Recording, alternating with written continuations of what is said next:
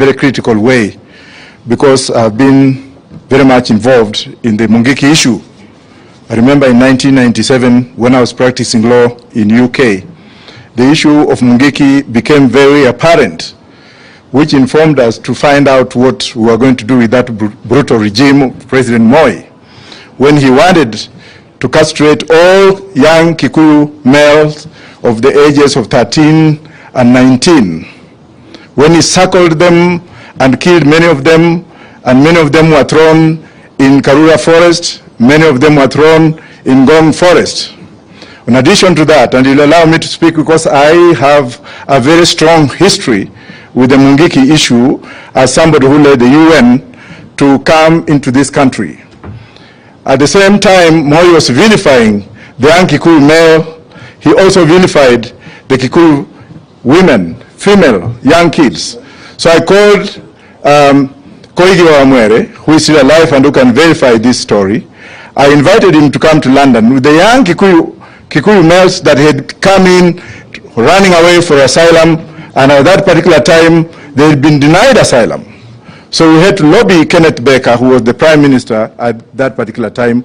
We had also to lobby Tony Blair and Lord Steele, a great friend of Raila Amolo Odinga. By that time, he was Steele of the Liberal Democrats. We went ahead and also included the Scottish National Party and also other political parties to look into the issue of thematic assassinations and killings of the Kikuyu male, of the Kikuyu young male, and depopulating their women. And this history that we are writing down. As a result of that, we lobbied the United Nations Human Rights Commission, of which they sent our special rapporteur, Professor Philip Sons, who came on a fact-finding mission in this country, and then he found out, what he found out was very appalling. He made his report to the United Nations in New York, and then the United Nations High Commissioner for Refugees in Switzerland came up with guidelines on how to treat asylum seekers from this nation, especially of the Kikuyu origin. And that's why we heard for the first time lots of them being given asylum in the UK. I went ahead and joined the then president of Ghana, Gerald Rawlings, whom we convinced to ship out some of these Mungiki leaders.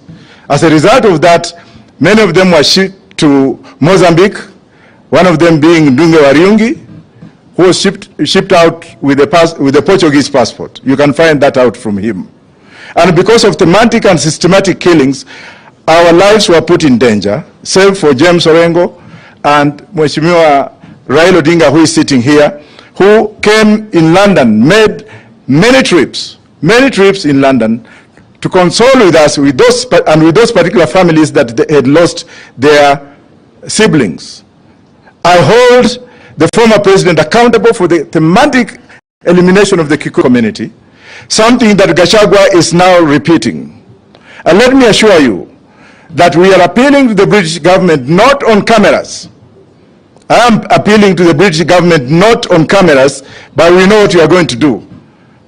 To ban those who are involved from stepping foot in Britain and EU, to ban those who are spearheading these systematic killings of young Kikuyu men and women from setting foot in Britain, in USA. And I can assure you that when I say it, I mean it. And I know what I'm talking about. And with Baba being here, and the other lawyers being here, and other leaders being here, I can assure you for free that we, having been outside the country, knowing the history of what the Kikuyus did for this country, of what the Kikuyus have done in the entire world, of what the Kikuyus have done to open up the economic development of this country, of how much money is brought in this country through Kenyans in the diaspora, many of them who originated from Mungiki, many of them who remained outside, many of them who suffered, and thank God they have settled in the UK, they have settled in the United States, and they are bringing money in the country to improve the economy of this country. Yet some MFs are now taking advantage of political ramifications to kill them. Gachagua is just a small man. You may have the barrel of the gun. You may have all the powers. You may have all the police. But when the day of reckoning comes, you'll be alone. We have seen other leaders who are here before, who are used to doing that. Biot being one of them. Where is Biot today? Dead and buried 6 feet under the the grave. What about people like those ones you know from Mount Kenya?